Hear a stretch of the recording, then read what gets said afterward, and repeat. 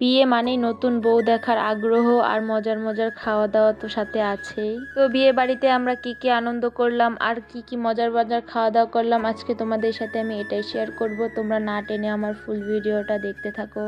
কিছুদিন আগেই তোমাদের সাথে আমি গায়ে হলুদ আর বিয়েতে বউ নিয়ে আসার পরে কি কি করে ওই ভিডিওগুলো শেয়ার করেছিলাম। আজকে তোমাদের সাথে আমি বউ ভাত, গায়ে হলুদ আর বিয়ে সবগুলো একবারে শেয়ার করব। ওদের বিয়েতে অনেক ধরনের নিয়ম থাকে আর এইসব নিয়ম পালন করতে করতেই 2-3 দিন লেগে যায়।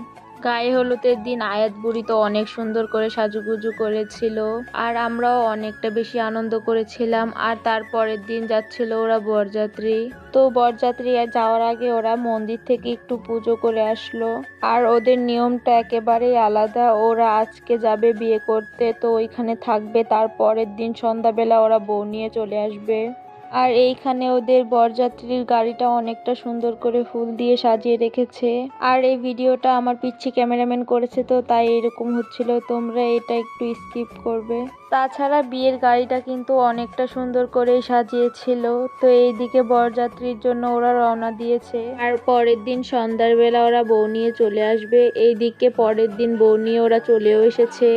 এটা ছিল যেই দিন ওরা বউ নিয়ে বাড়িতে এসেছে সেই দিনের ভিডিও। বউ নিয়ে বাড়িতে আসার পর এইখানে ওদেরকে আশীর্বাদ করা হচ্ছিল। আর ওদের এত এত নিয়ম দেখতে দেখতে দিন পার হয়ে যাচ্ছিল। আমার তো দেখতে অনেকটা বেশি ভালো লাগছিল। আর আমাদের আয়াত বুড়ি তো যখনই কোনো অনুষ্ঠান হয় ওর অনেক বেশি ভালো লাগে আর সাজুগুজু করতে অনেক বেশি পছন্দ করে। আর আমিও ওর ইচ্ছা মতো ওকে সাজুগুজু করে দিই, কারণ আমি সবসময় চেষ্টা করি আয়াত বুড়ির সবগুলো শখ পূরণ করার।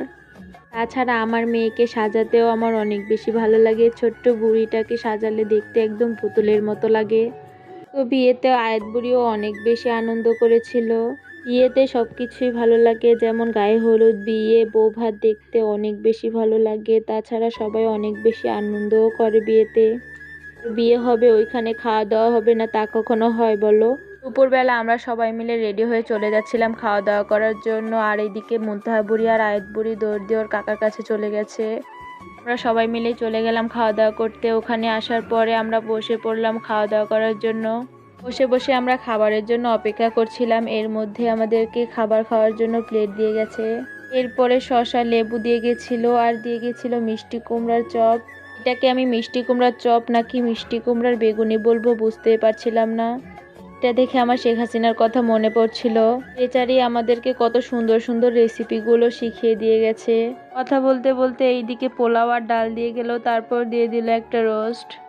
এই বাড়িতে মজার মজার খাবার খেতে অনেক বেশি ভালো লাগে। আর আমার আয়াত বুড়ি অনেকটা মজা করে খাচ্ছিল। ও রোস্ট খেতে অনেক বেশি পছন্দ করে, তাই আমি ওকে অল্প অল্প করে ছিঁড়ে দিচ্ছিলাম। খাওয়া দাওয়া করে আমরা চলে যাব বউ দেখার জন্য, তাই আমরা তাড়াতাড়ি করে খেয়ে নিলাম। খাওয়া দাওয়া করে আমরা সবাই চলে আসলাম বউ দেখার জন্য। এসে দেখি বউ বসে আছে আর বউকেও দেখতে অনেক বেশি সুন্দর লাগছিল।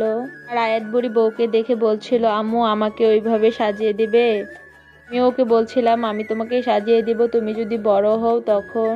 কারণ আমার আয়াত বুড়ি সাজতে অনেক বেশি পছন্দ করে, তাই আমি বলছিলাম তোমাকেও আমি এইভাবে সাজিয়ে দিব, তুমি আগে বড় হও। এটা শুনে তো আমার আয়াত বুড়ি অনেকটা বেশি খুশি হয়ে গেছিল। তো বউ দেখার পরে আমরা সবাই চলে যাচ্ছিলাম বাড়িতে। আজ এই পর্যন্তই। তোমাদের যদি আমার ভিডিওটা ভালো লেগে থাকে তাহলে অবশ্যই একটা লাইক, কমেন্ট এবং শেয়ার করতে ভুলবে না কিন্তু। আর ইউটিউব থেকে আমার চ্যানেলটা দেখে থাকলে অবশ্যই সাবস্ক্রাইব করে দেবে। আর যদি ফেসবুক থেকে দেখো তাহলে অবশ্যই ফলো করতে ভুলবে না।